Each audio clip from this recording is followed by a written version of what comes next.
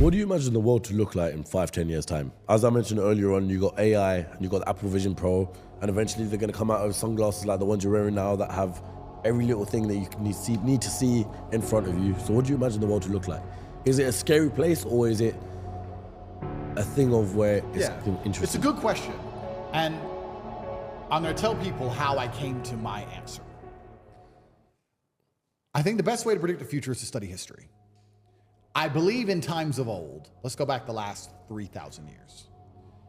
If you were a king, your life was pretty good. Or it was as good as life could be. To be a king, you had power, influence, money. That's what you had, and you were a king, and you lived a good version of life. If you weren't a king, you were an average man, a common man. Mm-hmm. And I think the world is cyclical. When you were a common man 2,000 years ago, you were effectively a slave, and life was terrible. And then that was the same all the way up to perhaps 1930s, 1940s. Being a common man was pretty terrible.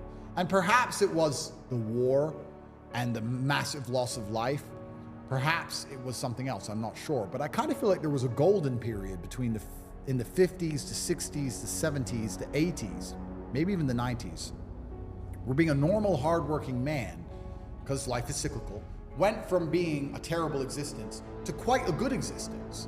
In the 60s, you could be a normal man who worked in a factory, an unskilled labor job, and with one wage, you could afford a house, you could afford a car, you could afford to raise a family, your children would not be taught garbage in school, your wife would respect you, you'd have a home-cooked meal. Times are good. Times are good. All the things I said about playing Uno earlier in Hyperbole are true. What matters most? Your wife loves you, you're respected as the breadwinner, your kids respect you, they listen to you, your house is clean, your house is safe, your car works, your life is good.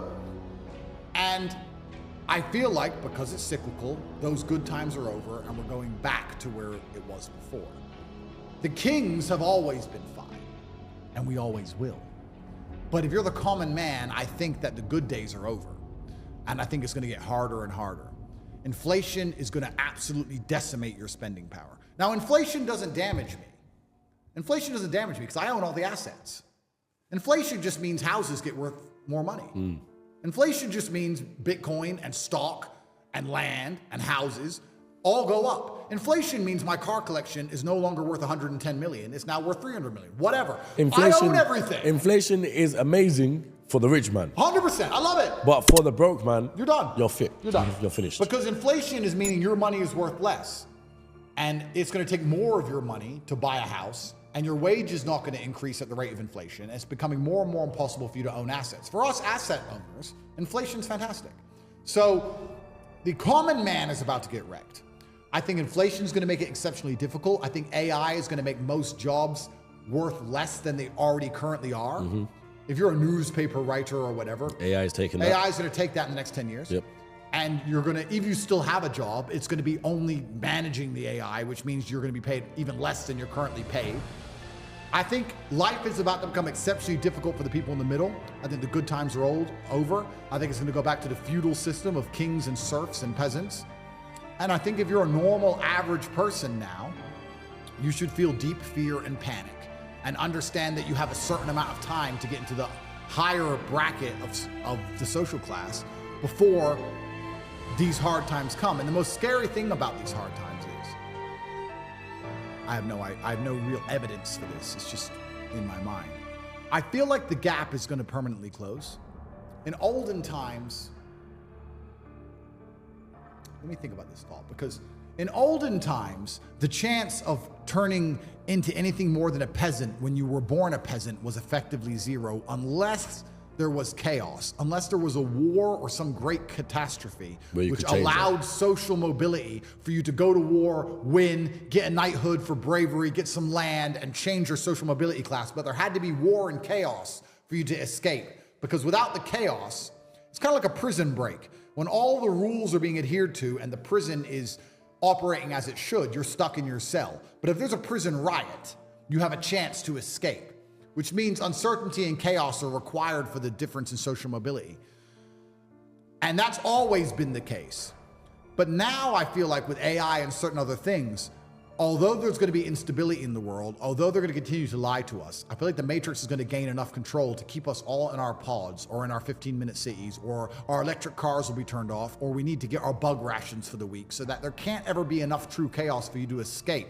There won't be true social mobility, and I feel like there's going to be a close. The people who are rich now, their bloodlines will be rich for a very long time, and the people who are poor now, if they don't get rich soon, in the next 10 years or so, they're never going to get rich. You're never going to get rich. The prices of houses are going to continue to go up. Prices of land is going to continue to go up. Inflation is going to continue to happen. Your wages will not catch up. It's going to get harder and harder for the average person to ever stand a chance of owning any assets. Yeah, it's now or never. Yeah. It's almost impossible right now. How does the average person on an average wage buy a house in London right now? Yeah. It's almost impossible already. I think in the next 10 years it's going to become truly impossible, and we're going to use AI to keep the gap closed. And what's interesting about that is, well, I'm in the rich team. But what I find most interesting about that is the socio ramifications of the fact that I think this is quite pertinent to most average people. I think most normal people understand. If you were to ask them how's the economy, they'd say, well, it's impossible. I can't pay for my bills. I can't pay to eat. I can't afford a house. I can barely afford my mortgage. I'm never going to get rich this way. They understand all of this, but they're not panicking. Why are you not panicking?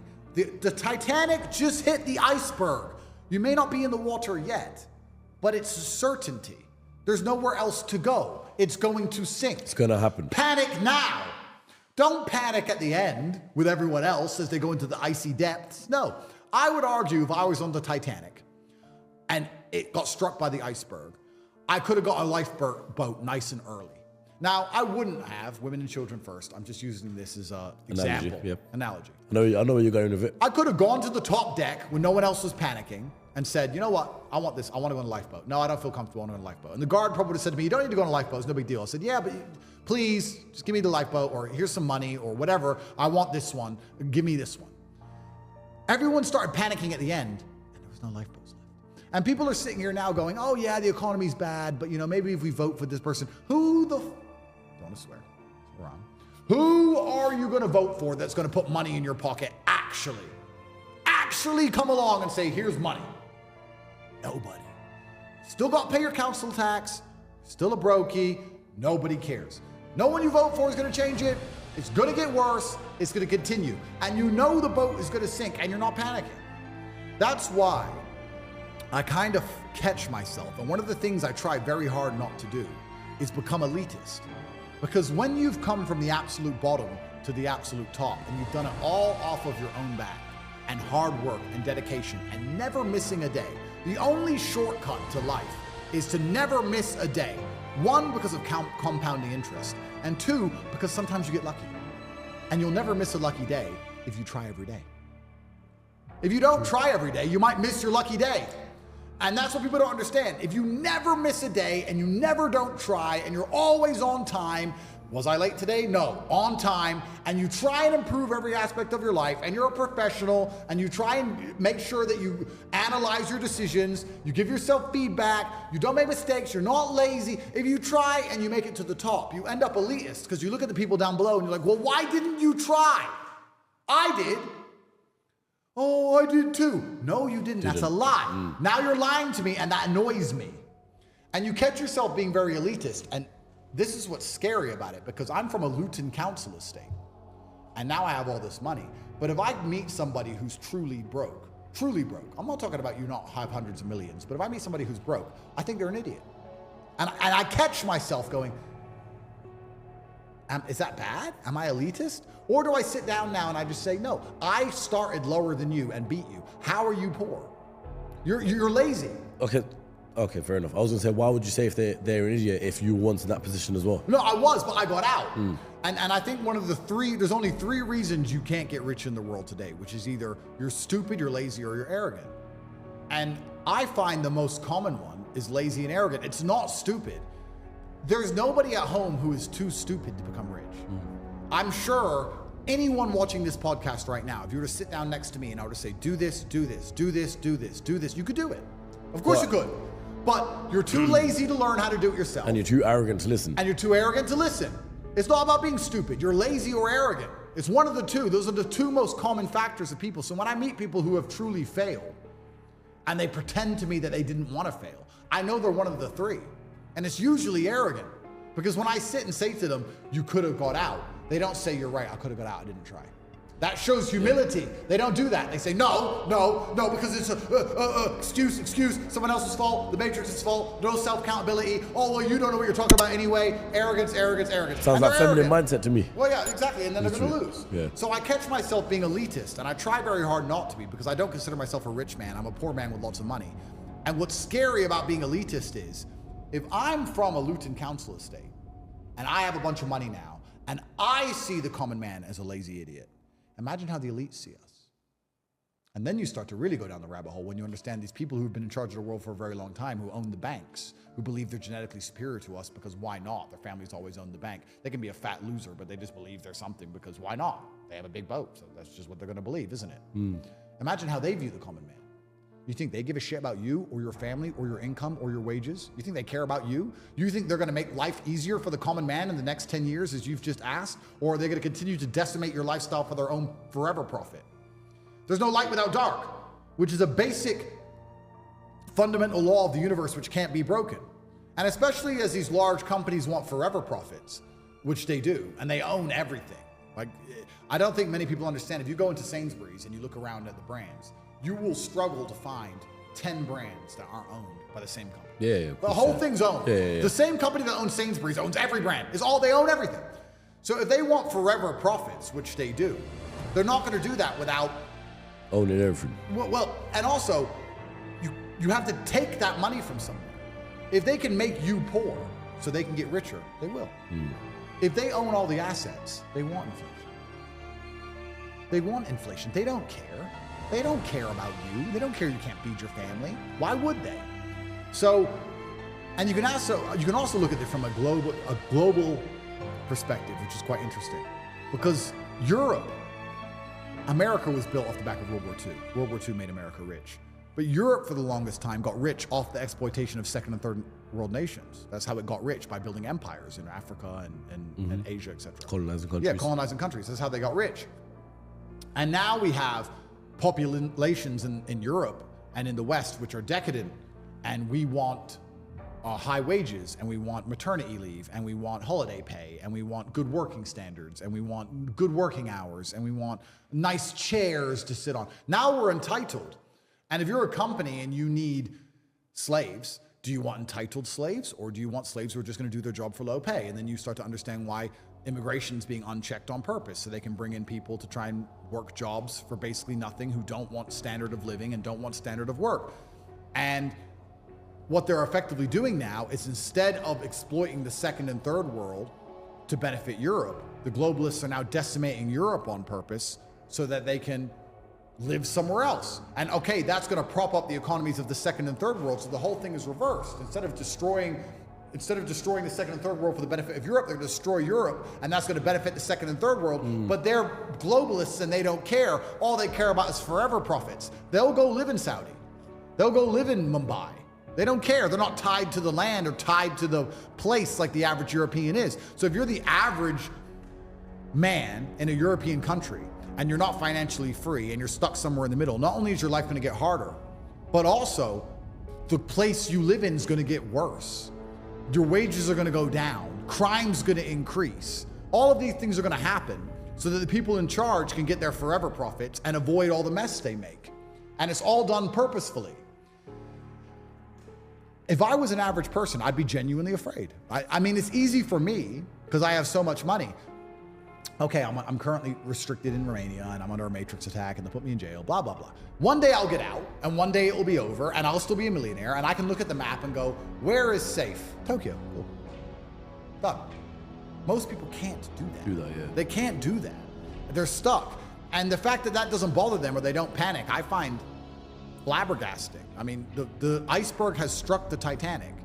How long can you have a border where people can arrive by dinghy and throw acid in people's face until your nation has fallen? How long will you allow this to happen until you realize it's done? It's done. It's done. And how long will you sit there and get hit by endless bills that continue, inflation that wrecks your currency, wages that don't increase, new taxes with ULEZ cameras, unchecked immigration for people who don't have a passport, crime rates increase. Bro, I said this to Tristan. We were saying how we miss England because we're English in our hearts and part of us miss it. And I was saying, you know what? If I lived in England, I couldn't even protect myself. I have guys here with guns because I'm currently on bail and I can't carry a gun. Otherwise, I'm strapped all the time. If you come to my house, there's a big gate and there's pit bulls and there's 4 guys with weapons, guns. You need SEAL Team 6 to get in my house. There's bulletproof doors and I have a gun next to my bed. I'm the final boss. It's gonna be a shootout. In England, I can have all the money in the world. I can go to Radlett. I was looking at a house in Radlett. I'll say it right now. It's 12 million pounds. It was gorgeous. And I thought, it's worth 20 million. For 12 million, it was worth it. Bargain. Yeah. And I was like, Tristan, if we bought this house, the problem is we couldn't even protect ourselves because eventually someone will work out it's our house. It's just like all the footballers. Of course. All the footballers, when they go to play matches, they all get robbed. Bro, eventually someone will work out it's our house. The only way you can protect yourself in the West now is to hide. I was like, we can buy this house, not put it in videos, not put it on social media, not invite girls over, because you know what will happen? You'll invite a girl over one day, and she'll say, I'm coming with my friend Lucy, not from the BBC, a different one. We're like, okay, Lucy, she comes. Lucy turns up, she's a 7. You don't talk to Lucy, nobody likes Lucy. She sits around, she's a 7. She sends the location to everyone. She knows. Next weekend she's out sniffing coke with some dickhead, and she's like, I was at Tate's house. No, you weren't. Yeah, I was at Tate. I was looking at this picture. Where was it? Here. Boom. Bop. Now they now know where your house is. They start talking about it. Mr. Bugatti, Mr. Diamond Watch. I'm sitting in my Radlett house. There's fucking 25 windows, 6 door entrances. I'm like, Tristan, we can't even hire armed guards. Who could we even hire to protect the house? I could come along with $1 million a month contract. I'd end up with G4S, some old man sitting in a little box. And when they rock up, 20 dudes with blades, it's over. You can't even be rich in England unless you want to hide. Tell me this, yeah? I wear a $400,000 watch in Bucharest, Romania. In London, I can't wear it. In London, I don't wear it. So we're talking about how the nation's failed. You could be rich in England and you're still not safe. You still have to pray they don't find you. You have to live like a hermit, like a cockroach under a rock and hide. Or maybe you get a chance to call the police before they chop your wife's hands off. Oh, that's great. That's how fallen this nation is. And there are people there with no money. They're not even rich like me. They have no money. And they're sitting there going, it'll be okay. Maybe if we get Rishi Sunak out and get another one in. No, it won't. No, it won't. It is a failed society. You need God. Revert to Islam and move to Saudi Arabia.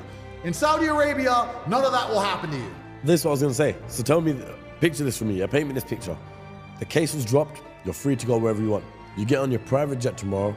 Where do you tell the pilot to go? Well, I'm talking about to reside, not just holiday. Yeah, to reside. Yeah. And that's the thing that's interesting because I really, truly believe the Western world has fallen. And one of the things I prioritize now in my stage of life is safety. I don't see the point in anything if I'm going to end up killed. But if you're going to kill me, at least the Matrix has to kill me. At least make it a cool story. He was telling the truth. He did fun podcasts. They assassinated him. Make it good. I don't want to die because some idiot wanted my watch. You know? Yeah. I don't want to die for that. And I feel like the whole Western world is that dangerous now. I make this clear.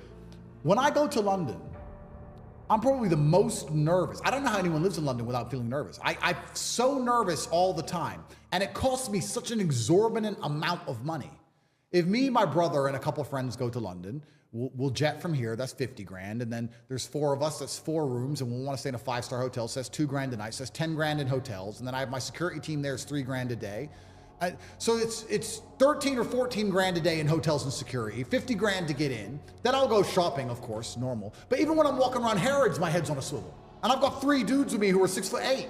And I'm still like, and then you'll hear about someone get robbed just outside Harrods while you're in Harrods. You're like, how do people live in this city? And they're just living there like, oh, it's not that bad. Yes, it is. Yes, it is. I've never had that. This is the capital of the poorest nation in the European Union. I've never had any problems here. I drove a Bugatti around the streets. I parked my Ferrari on street corners. I wear a $400,000 watch. I've never had anything. Yes, I have security. Yes, I had armed guards. But for the years before that, I've never had any trouble. What's interesting about it as well is that these things stand out from the crowd. Obviously, I've been here for a couple of nights now, and you don't ever see Ferrari, Bugatti, Lamborghini, or anything like that. So when when you see Tate in his role, you know. Yeah. So it's very easy. If this was like London, your target, 100%. Oh, bro, 100%. This is my point. Lucy would give the location up and I'd be a target and I'd be decimated. So how do you have a nation where you're not allowed to be wealthy without hiding? Where you can arrive without a passport? Where they can't catch people who decimate people's faces with corrosive substances? Where there's people in a room, those who are supposed to be designated towards enforcing law and justice, trying to put me in jail because I said women can't park. This whole thing is a clown show. This whole thing is a clown show. And only God can save us now, my friend. I don't know what the West is going to do. But this clown show is built on the back of the taxes of the hardworking average man. You're the average man. Not only is your life fucked, not only is your future fucked, not only are your children going to be finished, you're paying for this. You are paying for all of it. And then, if you ever get to a point of finance where you don't have to pay for it as much, or you can escape, one of your ex-girlfriends will call you up and demand money. And if you don't give it to her, you go to jail. What planet are we on? The Western world has fallen. And empires rise and empires fall. This is the cyclical nature of the universe. That's fine. But to sit and try and pretend it hasn't fallen is hubris. It's being an ostrich and sticking your head in the sand. And the smartest thing the average man can do is realize that yes, the Western world's fallen. And two, you have 10 years to get into the higher class, the higher social mobility class, or you and your bloodline are eternally finished forever. Yeah. Which goes back to a point I said earlier. If I'll teach you how to make money online for $49 and you understand you have less than a decade to save your entire bloodline and you do not join, well, then you're a loser. And your great-grandchildren will wake up one day in their slave pods eating the cockroaches and they'll ask their mother, why was granddad a loser? Why didn't granddad try and save us? And you're gonna have to sit there and come up with some answer for them. You're gonna have to say, oh, well, he was busy. Try and justify it somehow. Justify it. He was busy. He was jerking off the Pornhub. Oh, he was busy. You know, it was hard for him. It was a bad economic climate. Give a bunch of excuses to your bloodline as they continue to be slaves forever and washed my children's cars. Fine. But if you have a brain, you're gonna understand you're running out of time, you're gonna fix it. Especially if you understand the nation you're in is sinking. The Titanic you are on is about to sink. Everyone in England, it's done. It's over, it's done. So where do you go?